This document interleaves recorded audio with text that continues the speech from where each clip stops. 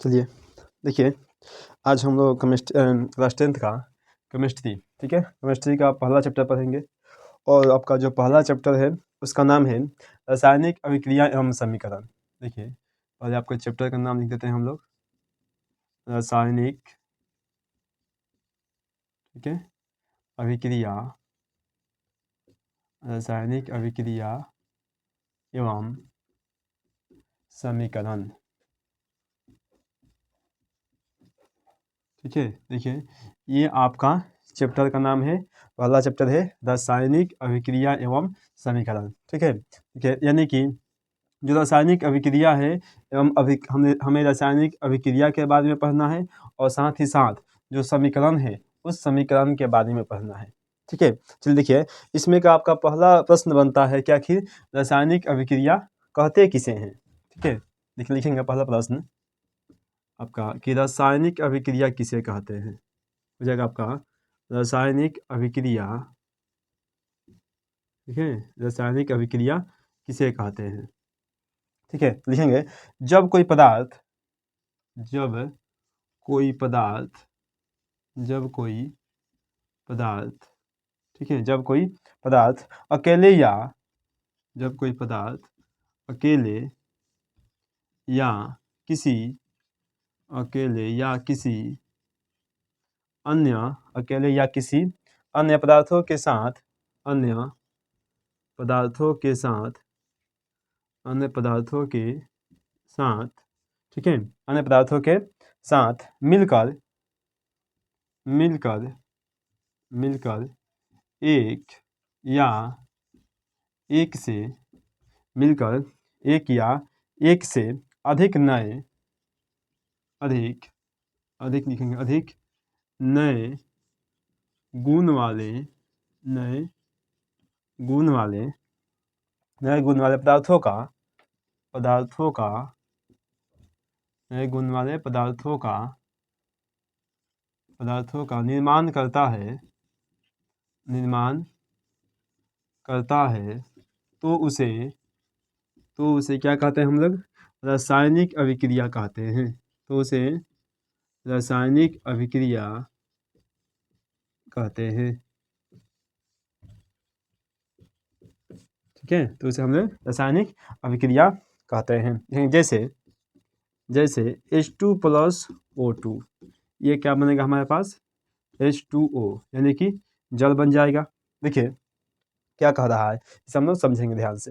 देखिए कि रासायनिक अभिक्रिया आखिर क्या है। ठीक है, कि जब कोई पदार्थ, जब यानी कोई भी पदार्थ हो, जब कोई पदार्थ या तो अकेले या किसी के साथ, या तो अकेले या फिर किसी अन्य पदार्थों के साथ मिल करके, या तो अकेले होगा या तो किसी के साथ है मिल करके, एक या एक से अधिक, एक हो या एक से अधिक नए, यानी कि नया बनेगा, नए गुण वाले पदार्थों का निर्माण करता है, उसे ही हम लोग कहते हैं रासायनिक अभिक्रिया।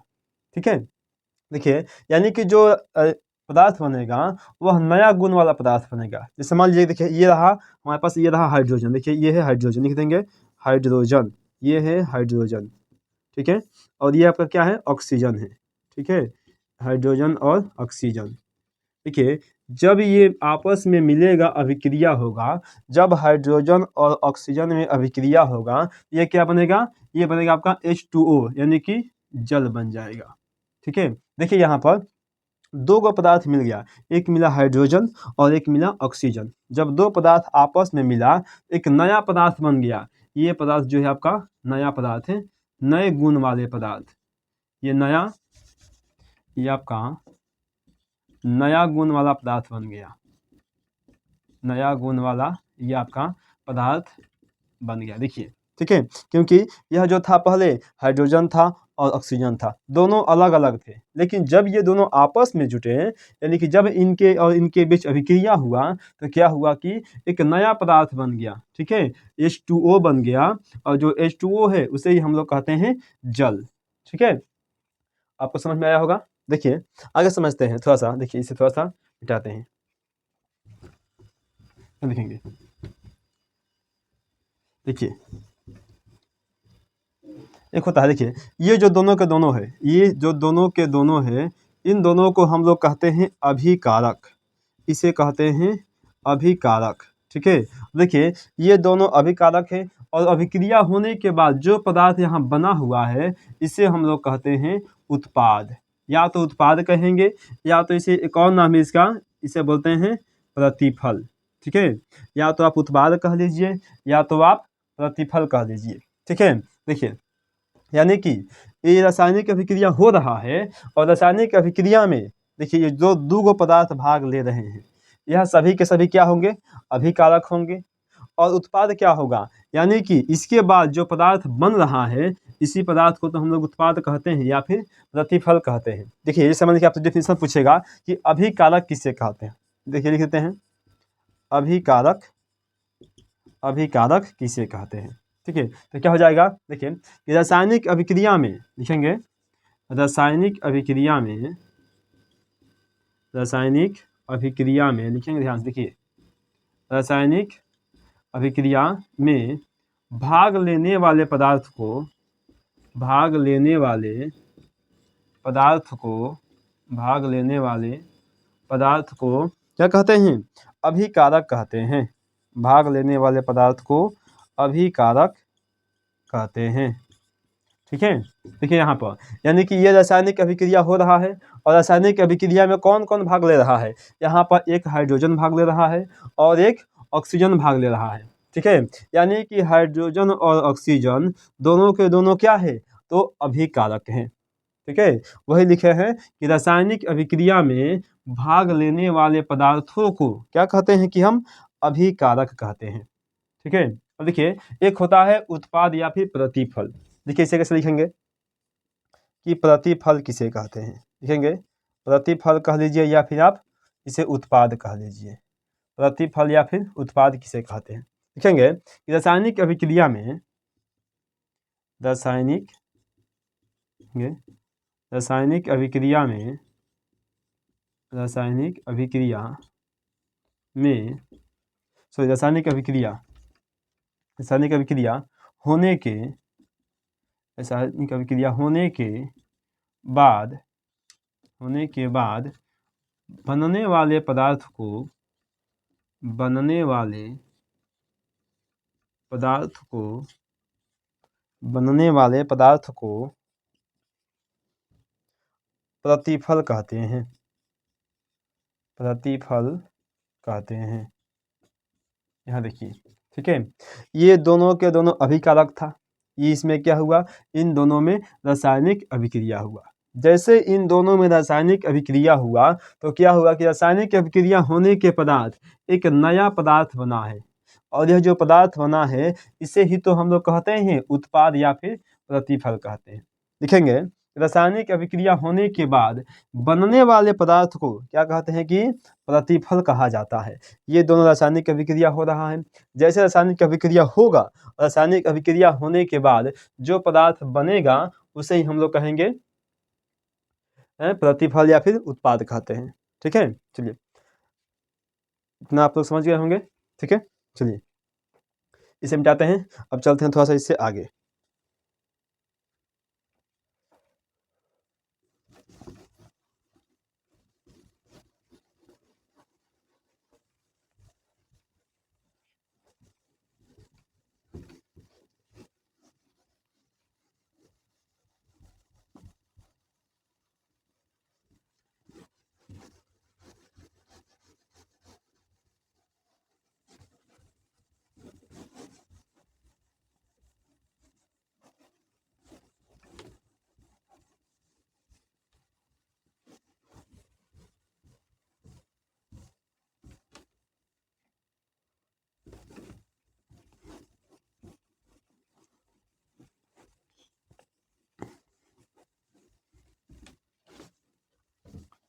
चलिए देखिए हो गया, चलिए चलते हैं इसके आगे।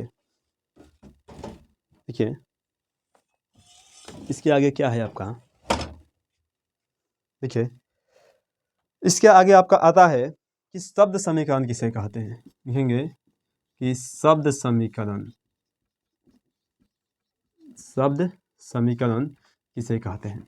ठीक है, देखिए क्या लिखेंगे इसे हम लोग कि अभिकारक लिखेंगे अभिकारक, लिखेंगे अभिकारक अभिकारक और उत्पाद को, अभिकारक और उत्पाद को जब, अभिकारक और उत्पाद को जब शब्दों के द्वारा, जब शब्दों के द्वारा, जब शब्दों के द्वारा लिखा जाता है, लिखा जाता है तो उसे, तो उसे शब्द समीकरण कहते हैं, तो उसे शब्द समीकरण कहते हैं। देखिए क्या कह रहा है कि शब्द समीकरण किसे कहते हैं। देखिए ये क्या कह रहा है, कह रहा है कि जब, यानी कि अभिकारक और उत्पाद को जब शब्दों के द्वारा लिखा जाता है तो उसे ही हम लोग क्या कहते हैं कि शब्द समीकरण कहते हैं। जैसे देखिए पिछले अभी हम लोग को प्रश्न में लिखे हैं कि H2+O2 बराबर में लिखे थे H2O, ठीक है। अब देखिए ये क्या है, हमारा हाइड्रोजन है, तो लिख देंगे हाइड्रोजन, हाइड्रोजन, ठीक है।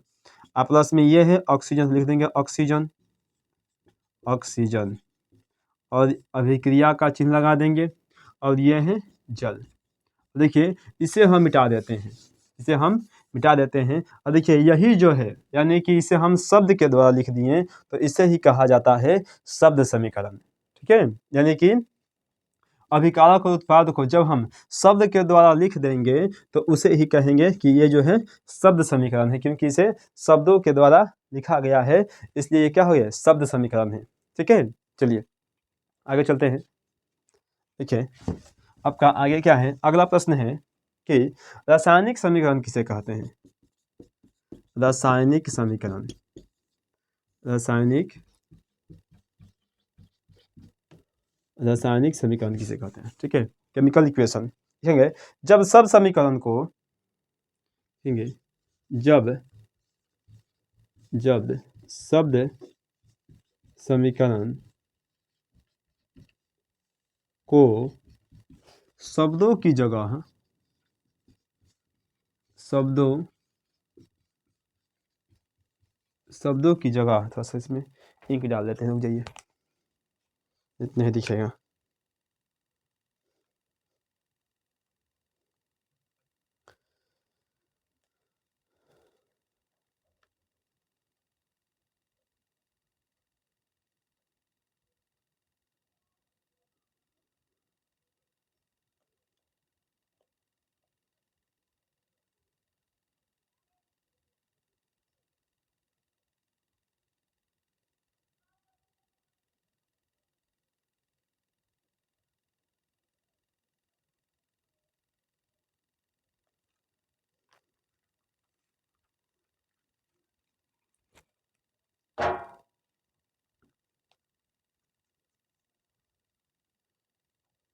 देखिए आखिर जब शब्द समीकरण को शब्दों की जगह, शब्दों की जगह रासायनिक, शब्दों की जगह रासायनिक सूत्रों का, रासायनिक सूत्रों का उपयोग किया जाता है,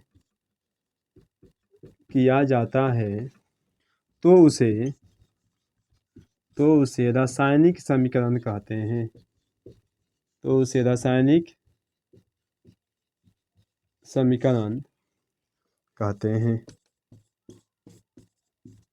देंगे जैसे देखिए आपको हो जाएगा, लिख देंगे Mg+O2, ये बन जाएगा हमारा, ये बन जाएगा आपका MgO, मैग्नीशियम ऑक्साइड, ठीक है। ये क्या है हमारा, ये जो है मैग्नीशियम है, ये है मैग्नीशियम,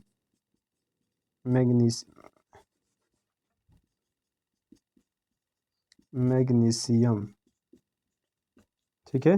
और ये है आपका ऑक्सीजन, मैग्नीशियम, और ये है ऑक्सीजन, ठीक है। ये क्या बन गया है, magnesium oxide, magnesium, magnesium oxide, ठीक है। देखिए, बाकी जब शब्द समीकरण को शब्दों की जगह पर रासायनिक सूत्रों का उपयोग करेंगे तो उसे ही हम लोग कहते हैं रासायनिक समीकरण। यहाँ देखिए, ये जो हमारा शब्द समीकरण है, ये जो है शब्द समीकरण है, क्योंकि यहाँ पर हम शब्द में लिखे हैं, इसमें यहाँ पर शब्द में लिखे हैं, और इसी को यहाँ पर क्या लिखा गया है, रासायनिक सूत्र में लिखा गया है। मैग्नीशियम का होता है Mg, ऑक्सीजन का होता है O2, और यहाँ पर MgO मैग्नीशियम ऑक्साइड। ठीक है, ये जो लिखा गया है रासायनिक सूत्रों के द्वारा लिखा गया है, इसलिए इसे कहा जाएगा, ये जो है हमारा रासायनिक समीकरण है। Mg प्लस O2 बराबर Mg अभिक्रिया MgO मैग्नीशियम ऑक्साइड, यह जो है आपका रासायनिक समीकरण है। ठीक है, ध्यान रखेंगे, जो भी लिखा जाता है इस प्रकार से, जो भी लिखा रहेगा रासायनिक सूत्रों के द्वारा, उन सभी को हम लोग कहेंगे कि वो क्या है, कि रासायनिक समीकरण है, वो सभी के सभी रासायनिक समीकरण है। ठीक है,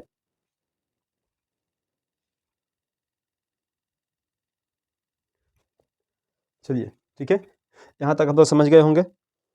चलिए इसके आगे चलते हैं, इसके आगे चलते हैं।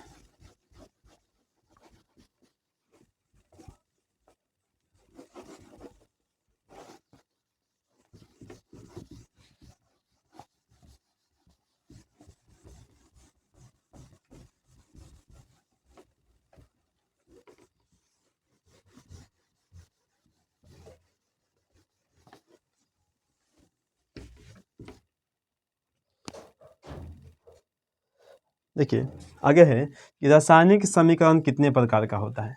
लिखेंगे रासायनिक समीकरण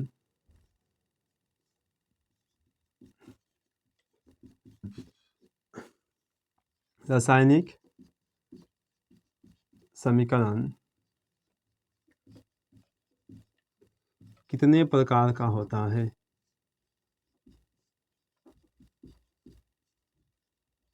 ठीक है, देखिए लिखेंगे रासायनिक समीकरण, रासायनिक समीकरण, रासायनिक समीकरण, रासायनिक समीकरण दो प्रकार का होता है, दो प्रकार का होता है। ठीक है, पहला है आपका देखिए संतुलित रासायनिक समीकरण, संतुलित रासायनिक समीकरण, संतुलित रासायनिक समीकरण।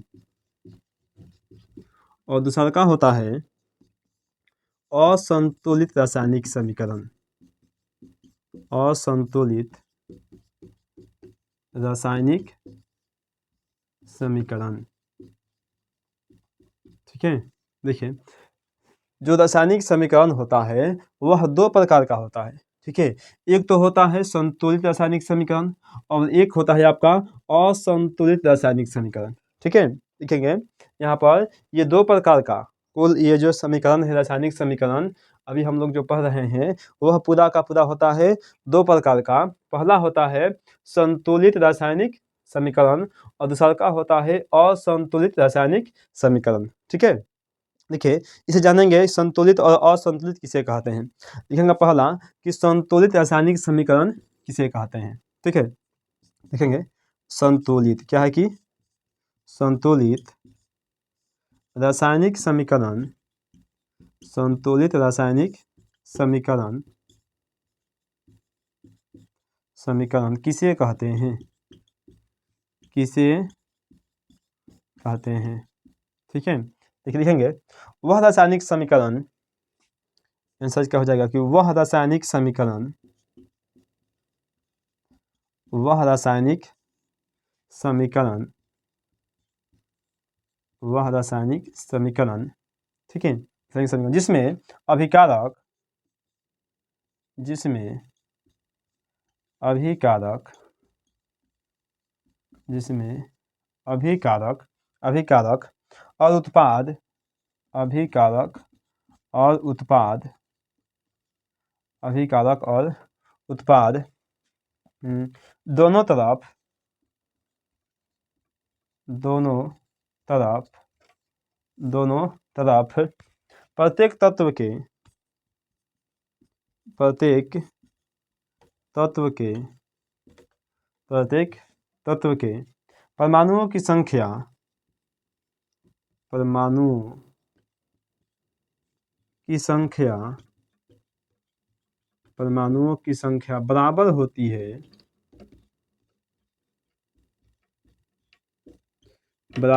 है उसे संतुलित रासायनिक समीकरण कहते हैं। उसे संतुलित रासायनिक समीकरण कहते हैं। उसे संतुलित रासायनिक समीकरण कहते हैं।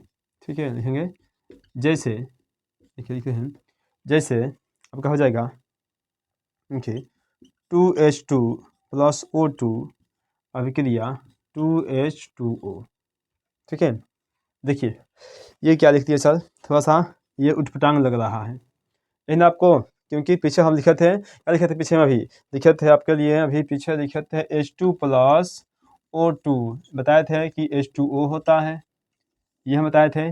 और यहाँ पर आपको कुछ और लिख दिए, 2H2 प्लस O2 अभिक्रिया 2H2 लिख दिए। ये क्या है सर? ठीक है, देखिए अब ये क्या है, हमें इसी को जानना है कि ये है क्या। यहाँ पर हमने 2 क्यों लिखा, यहाँ पर हमने 2 क्यों लिखा। देखिए इन सारी बातों को हम समझेंगे, एक एक बात को समझेंगे, हर एक बात को समझेंगे, इसमें आपका कोई भी डाउट नहीं रह जाएगा। जितना भी आपके मन में डाउट है, सभी डाउट को इसमें क्लियर करने वाले हैं। ठीक है, देखिए ये 2 आया कैसे, ये 2 क्यों आया, आखिर आया तो क्यों आया और कैसे आया। ठीक है, इन सारी बातों को हम समझते हैं। देखिए आपका प्रश्न है कि संतुलित रासायनिक समीकरण किसे कहते हैं। संतुलित, देखिए एक वर्ड आ रहा है कि संतुलित है, ये क्या है कि ये संतुलित है, यानी कि संतुलित है। देखिए वह रासायनिक समीकरण जिसमें अभिकारक और उत्पाद दोनों तरफ प्रत्येक तत्व के परमाणुओं की संख्या बराबर होती है, उसे संतुलित रासायनिक समीकरण कहते हैं। देखिए कि वह रासायनिक समीकरण जिसमें अभिकारक देखिएगा, अभिकारक कौन है ये, यानी कि हमारा यह जो दोनों के दोनों है, ये क्या है, यही तो है अभिकारक। यह जो दोनों है इसे क्या बोलते हैं, इन दोनों को, यही है अभिकारक है, यही है अभिकारक।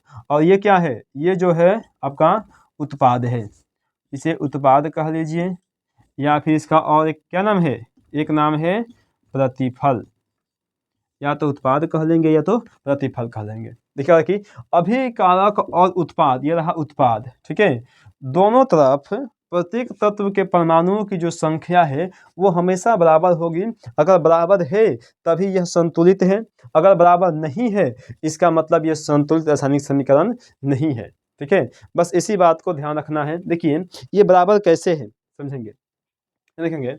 देखिए यहाँ पर जो H का मान है ये 2 है यहाँ पर और 2 यहाँ पर है। अगर 2 में 2 से गुना करेंगे तो कितना हो जाएगा, देखिए H का मान अगर 2 में 2 से गुना कर दें, देखिए अगर 2 में 2 से गुना कर दें, थोड़ा सा इधर मिटाते हैं, इधर लिखेंगे, इसको थोड़ा सा ऊपर बता देंगे। ठीक है, देखिए ध्यान से, देखिए यहाँ पर है H है। ठीक है, H का जो मान है वह यहाँ पर 2 है और यहाँ पर भी 2 है, तो 2 गुने 2, H का मान कितना हो गया, H का जो मान है वो हो गया 4 गो। बोलिए H का मान कितना हो गया, 4 गो हो गया। देखिए इधर देखते हैं कि इधर कितना है H का मान। यहाँ देखिए, यहाँ भी क्या है, यहाँ भी है H, यहाँ भी 2 है, 2 लिख देंगे, यहाँ भी 2 है, 2 लिख देंगे। 2 में 2 से गुना करेंगे तो कितना आ जाएगा, 4 आ जाएगा। देखिए इधर भी H का मान 4, इधर भी H का मान 4।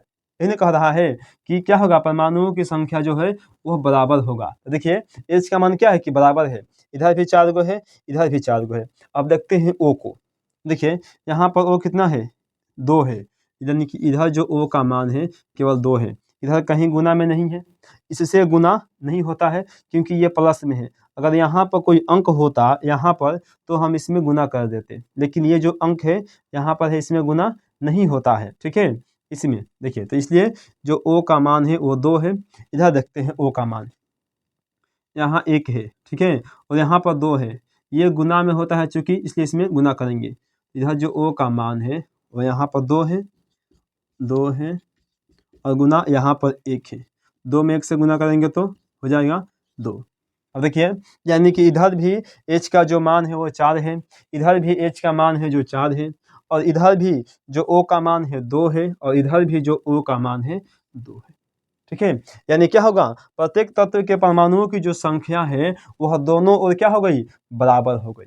जब प्रत्येक तत्व के परमाणुओं की संख्या दोनों ओर बराबर हो गई तो इसे ही क्या कहते हैं, इसे ही कहते हैं कि वह जो समीकरण है वह संतुलित रासायनिक समीकरण है। ठीक है, अगर ये बराबर नहीं होता, थोड़ा सा भी गैपिंग होता, एक भी संख्या का, अगर यहाँ पर 3 होता, यहाँ पर 4 होता, तो ये संतुलित रासायनिक समीकरण बिल्कुल नहीं होता, ये नहीं होता। ठीक है, ये बराबर है इसलिए क्या है, ये रासायनिक समीकरण यानी संतुलित रासायनिक समीकरण है। ठीक है, चलिए देखिए आगे समझते हैं। अगला आता है आपका असंतुलित रासायनिक समीकरण।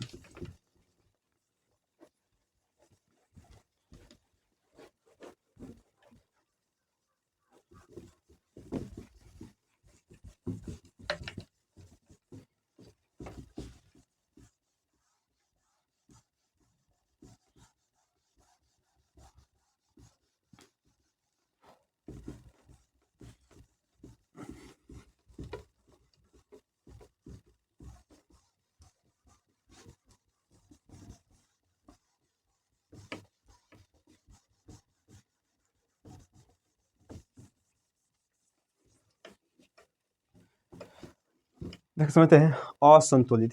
देखिए जो असंतुलित होगा वह संतुलित का बिल्कुल उल्टा होगा। ठीक है, असंतुलित रासायनिक समीकरण, असंतुलित रासायनिक समीकरण किसे कहते हैं?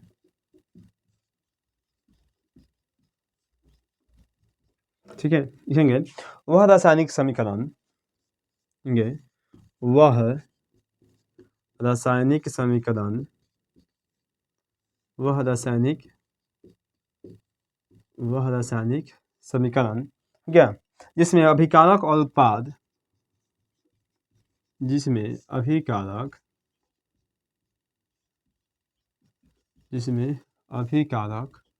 और उत्पाद, अभिकारक और उत्पाद दोनों तरफ प्रत्येक तत्व के, दोनों तरफ प्रत्येक तत्व के परमाणुओं के, प्रत्येक तत्व के परमाणुओं के संख्या, परमाणुओं की संख्या बराबर नहीं होता है, बराबर नहीं होता है, उसे असंतुलित रासायनिक समीकरण कहते हैं। उसे असंतुलित रासायनिक समीकरण कहते हैं, रासायनिक समीकरण कहते हैं। ठीक है, कहेंगे जैसे, ठीक है, देखिए 2mg प्लस O2 बराबर अभिक्रिया, ठीक है, MgO, देखिए यह कहा कि असंतुलित रासायनिक समीकरण किसे कहते हैं। अगर आपने संतुलित को अच्छे से समझा है, ठीक है, तो इसे समझने में आपको कोई मेहनत नहीं करना पड़ेगा, बल्कि बिल्कुल ही आसानी से यह आपको समझ में आ जाएगा। ठीक है, देखिए इसे समझते हैं, इसे क्या है, यह क्या है, कहा कि असंतुलित रासायनिक समीकरण किसे कहते हैं, कि वह रासायनिक समीकरण जिसमें अभिकारक, यानी कि यह जो दोनों क्या है, यह जो दोनों है, यह है अभिकारक, यह है अभिकारक और उत्पाद, ये रहा हमारा उत्पाद, ये है उत्पाद। अभिकारक और उत्पाद दोनों तरफ प्रत्येक तत्व के परमाणुओं की संख्या बराबर नहीं होता है, उसे असंतुलित रासायनिक समीकरण कहते हैं। जैसे देखिए यहाँ पर 2mg देखिए यहाँ पर mg का जो मान है, यानी कि मैग्नीशियम का जो मान है वह कितना है, 2 है। और यहाँ देखिए जो mg यानी मैग्नीशियम का जो मान है यहाँ पर क्या है, अकेले है।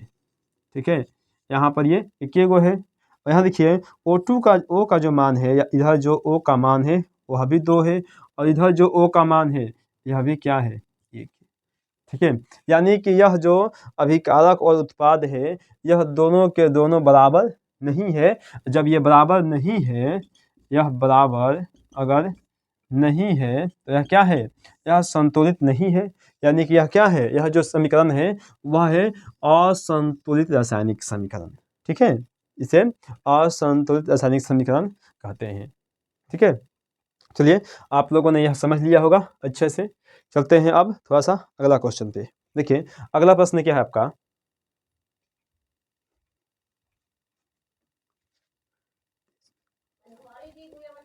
देखिए अगला प्रश्न देखते हैं।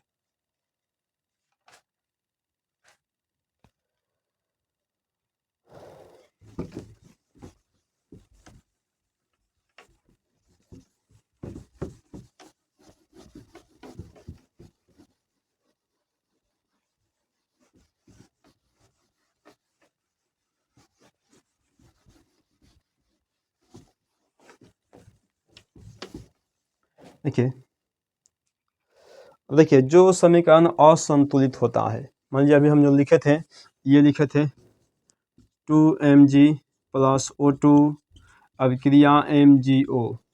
ठीक है, यानी कि मैग्नीशियम प्लस ऑक्सीजन अभिक्रिया मैग्नीशियम ऑक्साइड बनेगा ना। जब ये मैग्नीशियम प्लस ऑक्सीजन ये मैग्नीशियम ऑक्साइड बन रहा है, यह जो है असंतुलित है। यह क्या है, असंतुलित है। तो क्या यह जो असंतुलित है इसे हम संतुलित कर सकते हैं? क्या यह जो समीकरण है असंतुलित, क्या इसे हम संतुलित कर सकते हैं? जी हाँ, बिल्कुल कर सकते हैं। ठीक है, चलिए समझते हैं कि इसे को, यानी कि यही समीकरण को हम संतुलित कैसे करेंगे। यह असंतुलित है, इसे हम संतुलित कैसे करेंगे और क्यों करेंगे। चलिए देखिए, इसमें क्वेश्चन आपका प्रश्न बनता है कि रासायनिक समीकरण को कितने प्रकार से संतुलित किया जाता है। देखेंगे रासायनिक समीकरण को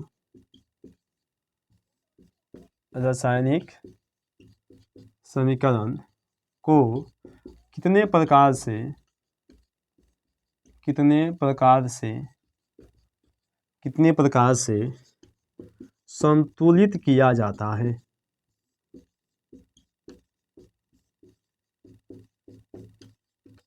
ठीक है, रासायनिक समीकरण को कितने प्रकार से संतुलित किया जाता है। देखिए तो लिखेंगे रासायनिक समीकरण को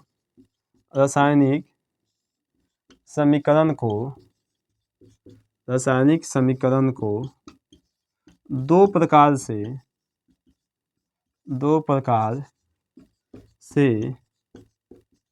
संतुलित किया जाता है। दो प्रकार से संतुलित किया जाता है। देखिए जो पहला है वह क्या है आपका, कि अनुमान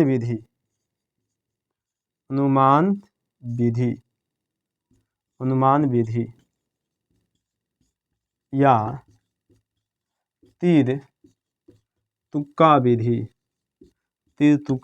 विधि, इसका नाम है अनुमान विधि या फिर तीर तुक्का विधि। ठीक है, दूसरा क्या है आपका कि बीजगणितीय विधि।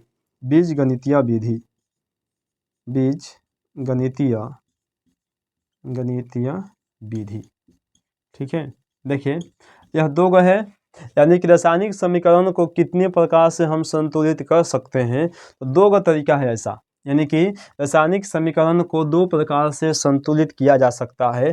पहला जो तरीका है वह है अनुमान विधि, या फिर इसी का एक और नाम है जिसका नाम है कि तीर तुक्का विधि। ठीक है, दूसरा का है कि बीजगणितीय विधि। ठीक है, दो प्रकार से हमें संतुलित करना है समीकरण को, अनुमान विधि से और बीजगणितीय विधि से। ठीक है, देखिए अब इसे हम लोग जो संतुलित है समीकरण को कैसे होता है अनुमान विधि से और कैसे होता है आपका बीजगणितीय विधि से, इसे हम लोग समझेंगे अब अगले वीडियो में समझेंगे। अगले वीडियो में हम लोग इसे देखेंगे। ठीक है, चलिए ठीक है, अगर आपको ये वाला वीडियो अच्छा लगा हो, ठीक है, तो प्लीज़ आप लोग इसे लाइक कर देंगे।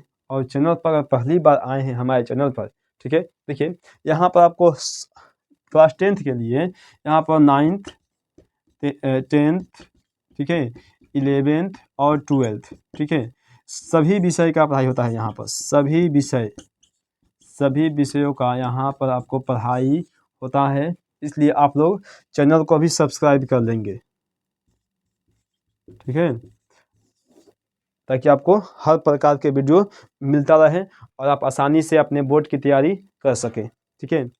इसकी मेरी फुल गारंटी है, आपको बोर्ड का पूरा 100% तैयारी करवा कर देंगे, ठीक है। अगर आप पढ़ रहे हैं इसे लाइन बाय लाइन हमारे वीडियो को देख रहे हैं और पढ़ रहे हैं, तो बिल्कुल यह हमारा दावा है कि आपका एक भी प्रश्न बोर्ड एग्जाम में नहीं छूटेगा। इसकी पूरी जिम्मेदारी मेरी है।